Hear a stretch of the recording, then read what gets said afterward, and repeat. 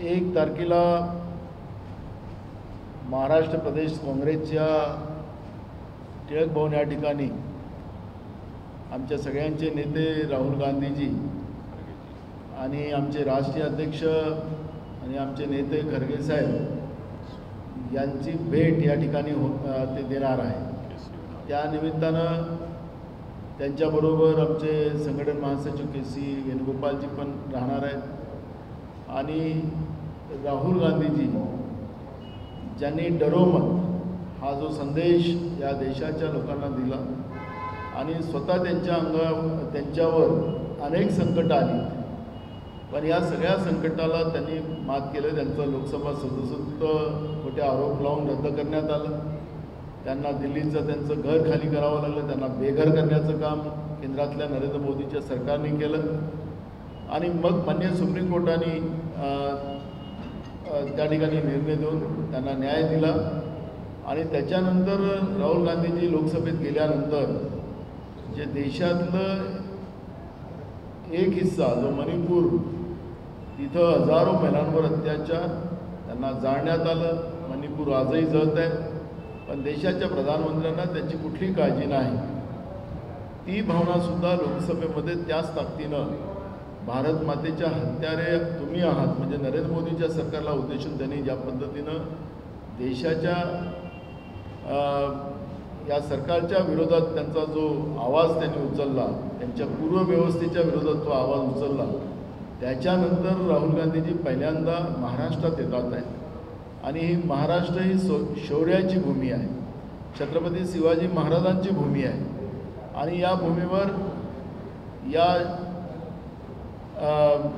राहुल गांधींसारख्या व्यक्तिमत्वाचा सत्कार व्हावा अशी भूमिका काँग्रेस पक्षाच्या वतीनं राज्याच्या मांडली गेलेली होती आणि त्यानिमित्ताने एक सत्काराचाही कार्यक्रम राहुल गांधींचा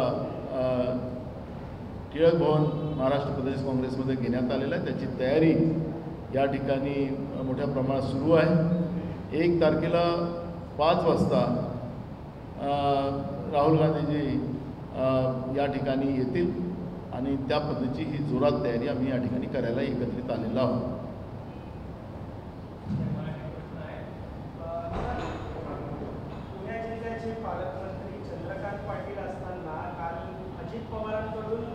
साहेब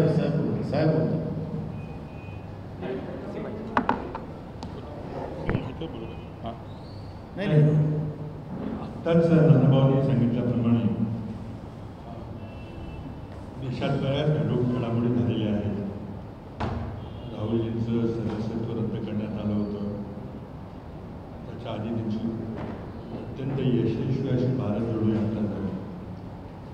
नंतर देशात जे वातावरण झालं, त्यांचं घर देखील खाली करायला लावलं होतं, त्यानंतर त्यांना कोर्टातून न्याय मिळाला, त्यांची सदस्यत्व बाद झाली, त्यांनी संसदेच्या कामकाजामध्ये भाग घ्यायला सुरुवात केली। अविश्वास ठरावावरती मणिपूरचा प्रश्न त्यांनी उपस्थित केला। या सर्व घडामोडीनंतर आणि विशेषतः देशामध्ये नरेंद्र मोदी सरकारचा पराभव करण्याकरता इंडिया विरोधी पक्षाची आघाडी तयार झालेली आहे। त्यानंतर पहिल्यांदाच राहुलजी मुंबईला येत आहेत आणि त्यांनी महाराष्ट्र प्रदेश काँग्रेस कमिटीच्या कार्यालयाला टिळक भवनला 1 तारखेला भेट देण्याचं कबूल केलेलं आहे। इथं आल्यानंतर ते काँग्रेसच्या राज्यातून आलेल्या सर्व ज्येष्ठ कार्यकर्त्यांशी संवाद साधतील, कदाचित आपल्याशी बोलतील की अत्यंत MPCची रिटर्न अत्यंत महत्त्वाची भेट आहे। देशातलं वातावरण बदलते, राज्यातलं वातावरण बदलते आणि राज्यातला काँग्रेस पक्ष ताकदीनं येईल त्या परिस्थितीला सामोरं जाण्याकरता कटिबद्ध आहे। त्या परिस्थितीमध्ये राहुलजींची आणि खडगेजींची MPCCच्या टिळक भवन कार्यालयाला भेट ही अत्यंत महत्त्वाची भेट आहे। त्याची तयारी चाललेली आपण सर्व पाहिजे की एक मागं व्यवस्था करण्यात आलेली आहे आणि हा कार्यक्रम इंडियाची 28पेक्षा जास्त विरोधी पक्षाची जी तिसरी बैठक मुंबईला होते, आपल्या सर्वांना माहिती आहे की ती 31 आणि 1 तारखेला बैठक संपन्न होणार आहे. 31ला सर्व नेते मंडळी मुंबईत येतील. 31ला रात्री भोज आहे आणि नंतर 1 तारखेला 10 वाजल्यापासून बैठक होणार आहे. नंतर बैठक संपल्यानंतर सर्व नेते पत्रकार परिषद घेतील आणि त्यानंतर राहुलजी आणि खडगेजी टिळक भवनला येणार आहे. त्या कार्यक्रमाची माहिती आत्ताच आपल्या प्रांताध्यक्षांनी दिली. आम्ही सर्वजण ती तयारी पाहायला इथं आलेलो आहे. त्याचबरोबर MPCCनं आगामी निवडणुकाकरता एक खूप मोठी computer room IT cell war room तयार केलेली आहे. त्याचंही काम चाललेलं आहे. त्या वॉर रूमचं देखील उद्घाटन किंवा त्या IT इन्फ्रास्ट्रक्चरचं उद्घाटन देखील राहुल गांधी जेव्हा 1 तारखेला येतील त्यांच्या हस्ते ते होणार आहे. ही सगळी तयारीची धामधूम चाललेली आपण पाहताय आणि ती सगळी तयारी 1 तारखेच्या आमच्या MPCCच्या बैठकीकरता करण्यात आलेली आहे. सर्व राज्यातील ज्येष्ठ पदाधिकाऱ्यांना निमंत्रित करण्यात आलेलं आहे. ही याच्या या बैठकीबद्दलची माहिती आहे. ठीक, आपल्याला नाना विचारत दिसत.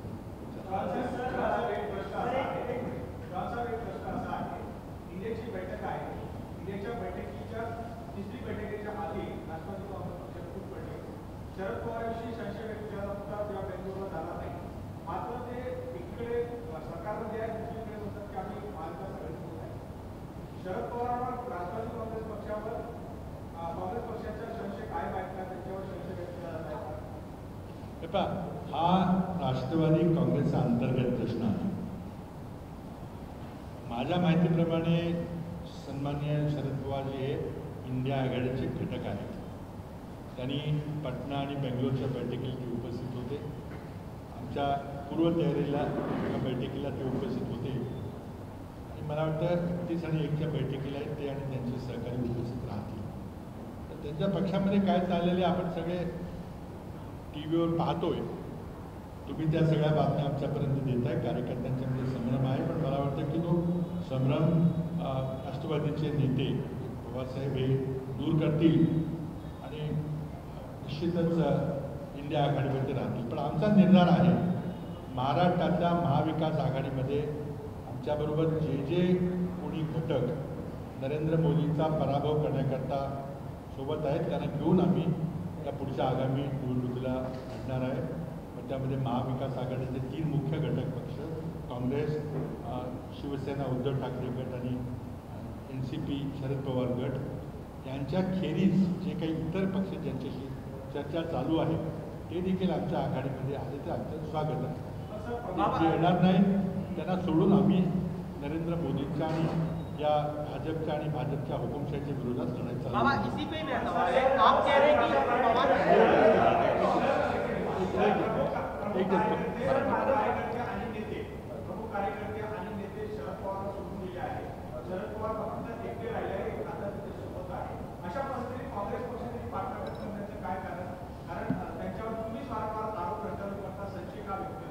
असं आहे बघा, हा त्यांच्या पक्षातला अंतर्गत प्रश्न आहे.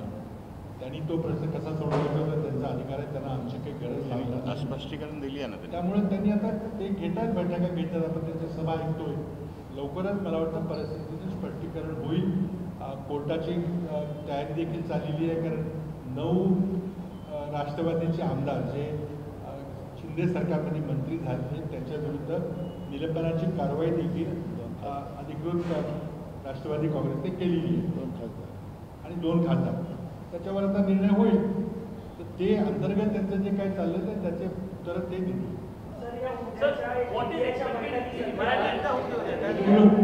देखिए, look, India Alliance के बारे में I can't tell you what will happen in the meeting of the India Alliance the first.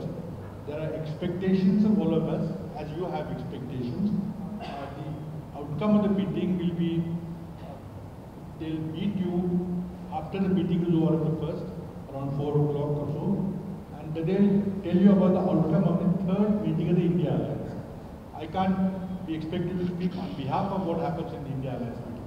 Any seat sharing formula will be discussed. Logo will be unveiled. Please don't ask me that. These are all details of what the India Alliance is going to discuss. We will wait for the outcome of the India Alliance meeting first.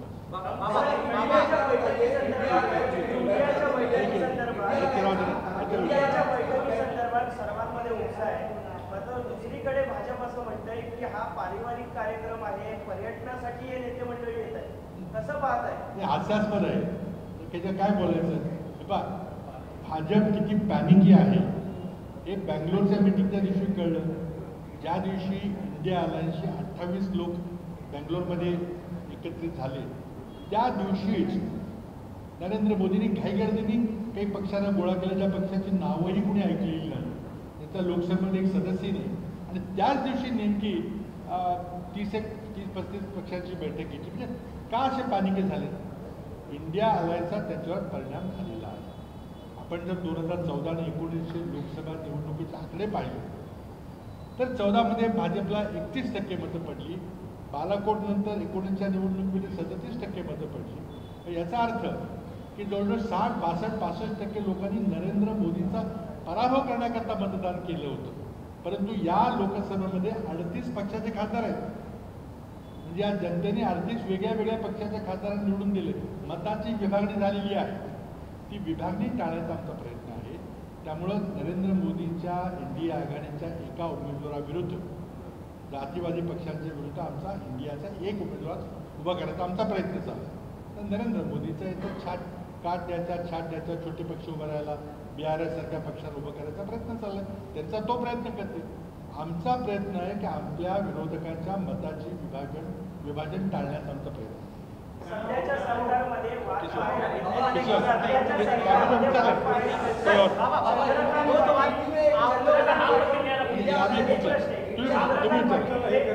Chandrakant Patil पालकमंत्री असताना उस बैठक का agenda क्या है? क्या प्रधानमंत्री पद के चेहरे पर भी बातचीत होगी, शिवसेना के फॉर्मूले पर बात होगी, लोगों का होगा, क्या होगा? देखिए, आप मुझे इंडिया अलायंस की 31 को बैठक होने वाली है उसकी जानकारी मेरे से ले रहे, मैं कैसे दे सकता हूँ?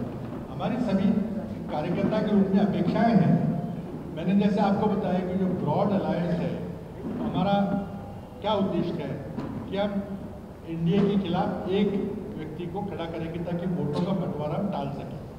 तो इसके अराउंड जो भी होगा, तो हमारी उम्मीद है कि क्या कॉमन मिनिमम प्रोग्राम होगा, क्या सीट शेयरिंग के बारे में कोई फॉर्मूला तय होगा, क्या 11 लोगों की जो समन्वय समिति बनने वाली वो होगी, या कोई कन्वीनियर या समन्वयक बनेगा. ये तो सब चीज़ें जैसे आपके दिमाग में हमारे दिमाग में भी है, लेकिन उस बैठक में क्या होगा उसके बारे में विचार करना या चर्चा करना, टिप्पणी करना सही नहीं है.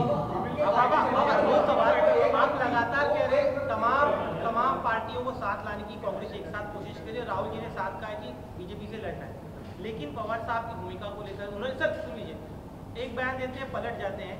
क्या आप चाहते हैं कि जनता के मन में जो अभी भी भ्रम है, कार्यकर्ताओं के मन में जो अभी भी भ्रम है, उस भ्रम को इस मुंबई बैठक में वो दूर करने की कोशिश करें ताकि स्थिति साफ हो जाए? देखिए, जैसे मैंने कहा कि राष्ट्रवादी कांग्रेस में एनसीपी में जो भी घटनाएं घटी है वो उनका अंदरूनी मामला है. ना तो उन्होंने हमें कोई मदद मांगी है, लेकिन हमने ये कहा है कि आपकी जहाँ भी बैठक होगी हमारे कार्यकर्ता आपके साथ जाएंगे, आपका साथ देने के लिए जाएंगे. जैसे मैं गया था कराड़ में, हमारे और भी साथी जाएंगे.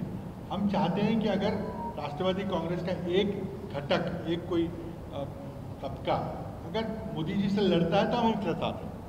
अब वो परिस्थिति सामने आएगी, आप उनसे पूछिए. इंडिया अलायंस को सिविल सोसाइटी मेंबर्स ने सपोर्ट किया, हमने एक्सेप्ट किया, लेकिन उसमें मेधा पाटकर, तीस्ता सिंगलवाल जैसे नाम शामिल हुए थे. बीजेपी की तरफ से आलोचना की जा रही है कि एंटी मोदी जो लोग हैं, ऐसे जिनके ऊपर केसेस भी है, उसको साथ में लेकर इंडिया अलायंस बन रहा है. इससे इंडिया अलायंस से सारा जो चेहरा है वो सामने आ रहा है. देखिए, राहुल जी की भारत जोड़ो यात्रा में जो लोग जुड़े थे, जो भी लोग जुड़े थे, वो भारत के नागरिक थे. चाहे वो सिविल सोसाइटी आपको नाम दीजिए, कोई और नेताओं के नाम दीजिए, वो सभी के सभी ये तानाशाही जो प्रवृत्ति नरेंद्र मोदी की, उसके खिलाफ लड़ने के लिए इकट्ठे हुए थे. ये हमारा आज का जो चुनाव का जो कार्यक्रम है वो क्या है? किसी को प्रधानमंत्री बनाने के लिए या किसी को मंत्री बनने के लिए नहीं है।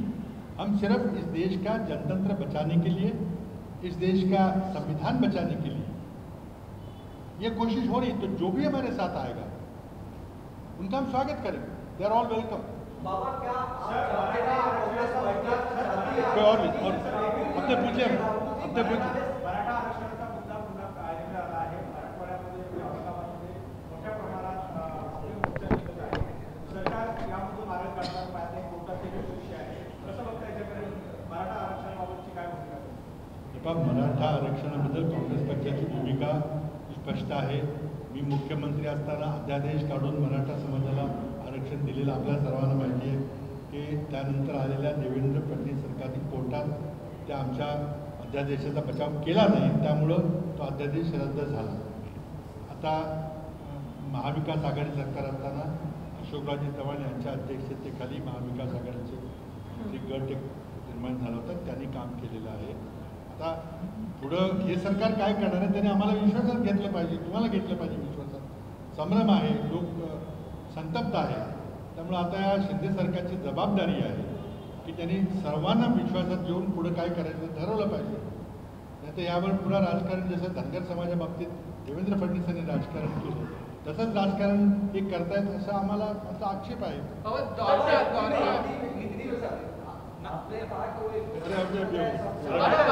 द्वारका हायवेवरून कागने एक अहवाल सादर केला आहे। त्यात द्वारका हायवेवरून कागने एक अहवाल सादर केला आहे, त्या कामामध्ये नियमितता नाही असं त्यांनी म्हटलं आहे। मात्र विरोधी पक्षाकडनं आता असं म्हटलं जात आहे हे नितीन गडकरी यांना अडकवण्यासाठी हा एक कट केला गेला आहे। तर विरोधी पक्षात आपण देखील आपलं मत काय आहे की खरंतर नितीन गडकरी यांना टार्गेट केलं जात आहे का भाजपकडून? हे पहा, CAG एक संवैधानिक व्यवस्था आहे। सरकारच्या कामकाजावर करणारं हे महाऑडिट आहे आणि नुकतंच काँग्रेस पक्षानं CAGनी सादर केलेल्या 7 महाघोटाळ्याबद्दल जनतेला माहिती दिलेली आहे। त्यामध्ये द्वारका फ्रीवेचा एक उल्लेख आहे, ते आकडे तुमच्यासमोर आहेत की किती प्लॅन कितीचा होता आणि कितीचा झाला, पर किलोमीटर कॉस्ट काय आलेली आहे। आता त्यामध्ये घोटाळा झाला असेल तर अचा घोटाळा बाहेर काढायचा आणि बचा काढायचा नाही, असं होणार नाही। ज्या ज्या लोकांनी घोटाळे केले असतील ते घोटाळे बाहेर निघतील। काँग्रेस पक्षाने ते आपल्यासमोर मांडलेले आहेत आणि ते एक नाही 7 घोटाळे आहेत। त्यामध्ये हाल इंजिनचा घोटाळे बरेच आहेत, ते काँग्रेसच्या पत्रकार परिषदेमध्ये आपल्यासमोर आलेले आहेत। तर आम्ही आता आमची मागणी आहे की या कॅगच्या अहवालावर संसदेमध्ये चर्चा झाली पाहिजे, पण नरेंद्र मोदी त्यावर चर्चा करणार नाही।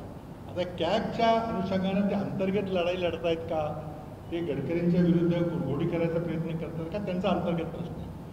माझा एवढाच काँग्रेस पक्षाचं एवढंच म्हणणं आहे की आज जनतेच्या पैशाची लूट चाललेली आहे। म्हणजे अ मंत्र्यांनी केली, ब मंत्र्यांनी केली, राज्य सरकारने केली, मोदींनी केली, अदानींनी केली, हे जनतेचा पैसा लुटला जातोय, त्यावर चर्चा झाली पाहिजे।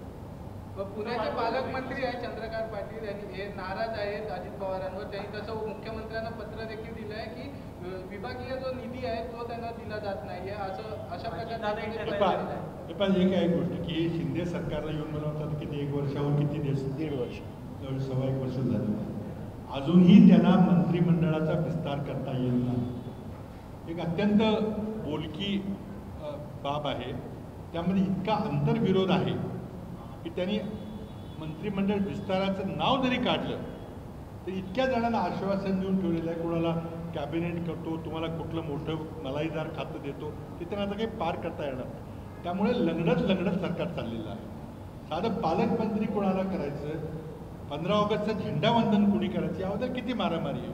आणि आता चंद्रकांत दादांनी जर अजित पवारांच्या निधी वाटपाबद्दल जर तक्रार केली असली तर हास्यास्पद आहे, कारण अजित पवारांच्या निधी वाटपावरून सगळे रामायण झालेलं आहे, त्यांचा तो महाभारत झालेलं आहे सगळं, ते महाभारत सगळ्यांना माहिती आहे। त्यामुळं शिवसेना फुटली।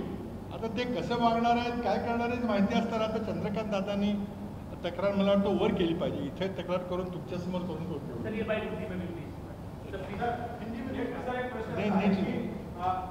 परदेशी महाराष्ट्रात असलेले उद्योग परराज्याबद्दल असा आरोप काँग्रेसने इतर पक्षाकडून केला होता।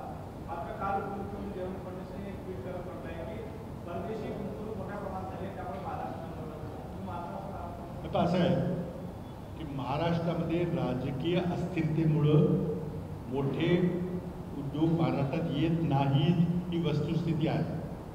आपल्याला माहिती आहे की वेदांता फॉक्सकॉनचा प्रकल्प जो तळेगावला पुण्याला येणार होता, निश्चित झालं होतं, तो या अस्थिरतेमुळं तो गुजरातला गेला. आज एक फॉक्सकॉननी फार मोठी आयफोन निर्माण करण्याची मोठी गुंतवणूक 5,000 कोटीची गुंतवणूक ही गेल्या महिन्यामध्ये कर्नाटकमध्ये केलेली आहे, महाराष्ट्रामध्ये केलेली आहे.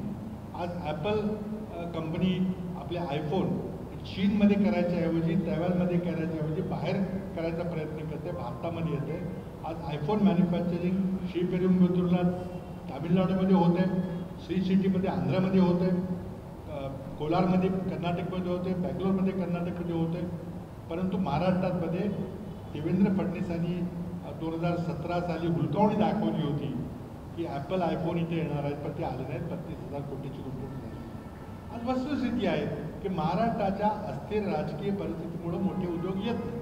आता तुम्ही FDIचा उल्लेख केला की काय आकडे आहेत, तर FDIचं कसं असतं की समजा एखाद्या कंपनीचं मुख्यालय मुंबईत असेल पण त्याचा कारखाना बेंगलोरमध्ये असेल तर त्याची गुंतवणुकीचे आकडे हे मुंबईला दाखवले जातात. मला हे सांगा की उद्योग कुठं कुठं आलेले आहेत तर त्यातून किती रोजगार निर्माण झालेला आहे. आज महाराष्ट्रासमोर आज रोजगार निर्मितीचा खरा प्रश्न आहे, महागाईचा आहेच आहे. रोजगार निर्माण होत आहेत का? आपले रोज आकडे निर्माण होत आहेत की इतके लोक इंजिनियर होऊन बाहेर पडतात, त्यांना रोजगार मिळत नाही. आणि हे सरकार महाराष्ट्रामध्ये रोजगार निर्माण करण्याकरता अपयशी ठरलेलं आहे.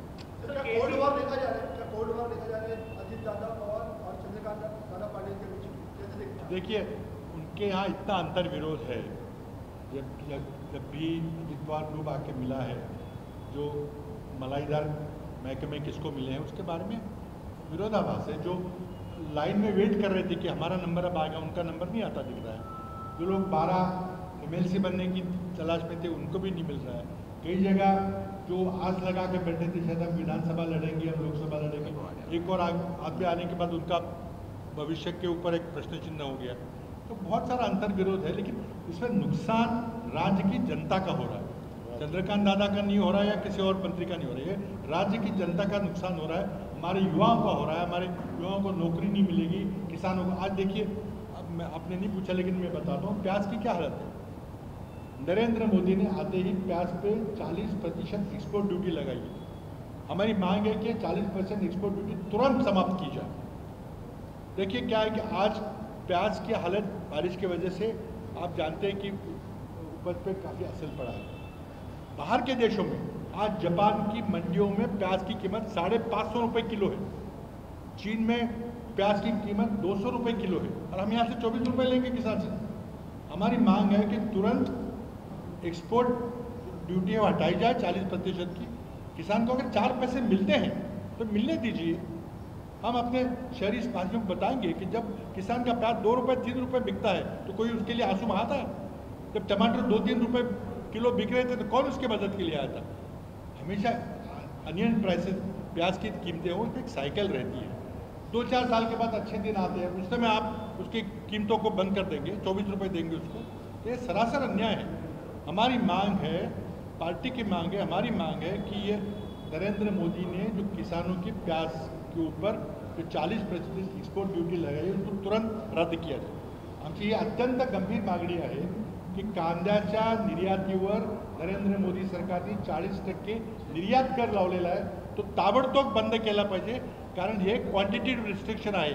40% निर्यात कर लावला तर कांदा निर्यात होणार नाही आणि देशांतर्गत कांद्याचे भाव पडतील. आणि शेतकऱ्यांच्यावर, विशेषतः कांदा उत्पादक, महाराष्ट्रातल्या कांदा उत्पादक शेतकऱ्यांच्यावर अत्यंत घोर अन्याय आहे.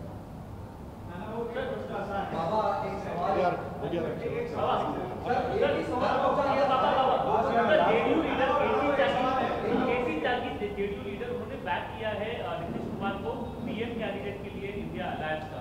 क्या एक पीएम कैंडिडेट को फाइनलाइज करना ये एक बड़ा रोड ब्लॉक रहेगा और सीट शेयरिंग एक बड़ा हर्डल है? इस बात में कृपया मेरे से न पूछिए. ये इंडिया अलायंस की बैठक की बातें हैं, उसके हम क्यों अटकलें लगा रहे हैं. हमारा उद्देश्य मैंने पहले आपको बताया एक ही है, एक के खिलाफ एक. ये हमारा ऑब्जेक्टिव है. जो वो साथ होगा तो देखो मोदी कहाँ भागेंगे आपको पता नहीं चलेगा. लेकिन ये आप होने दीजिए. और हमारी इंडिया मीटिंग के लिए आपकी सबकी शुभकामनाएं दीजिए। बाबा एक शेवटचा मल्लिका अर्जुन खड़गे जो है वो एक अच्छे कैंडिडेट समझ में आ रहे सर। मल्लिका अर्जुन खड़गे एक मिनट सर, मल्लिका अर्जुन खड़गे जो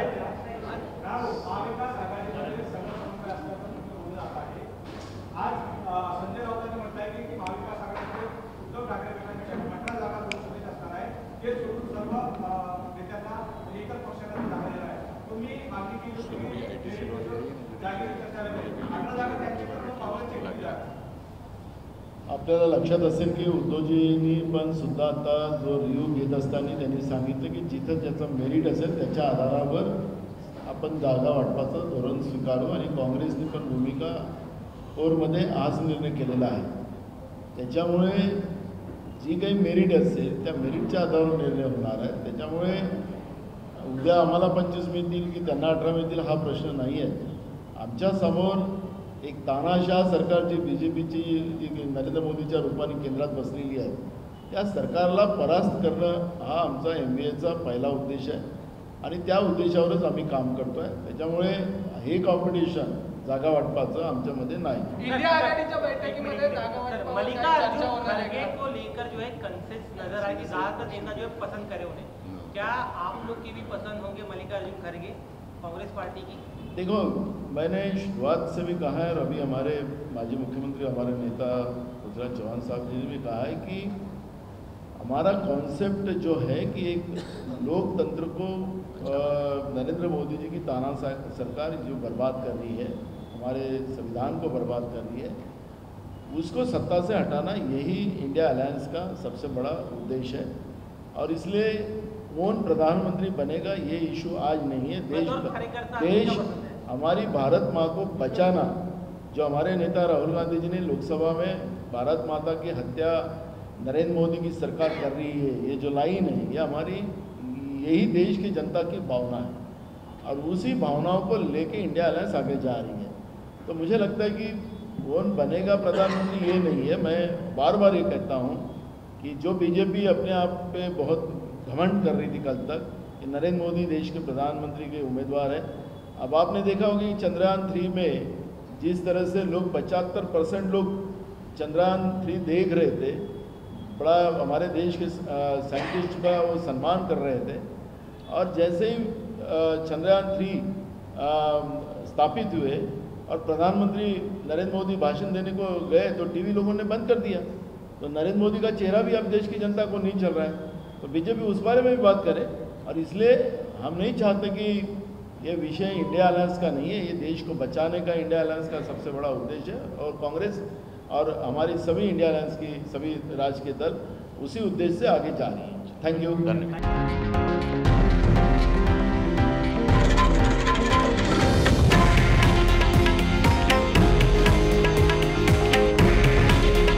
हे आहे देशातील नंबर 1 न्यूज नेटवर्क आणि आपण पाहत आहात TV9 मराठी.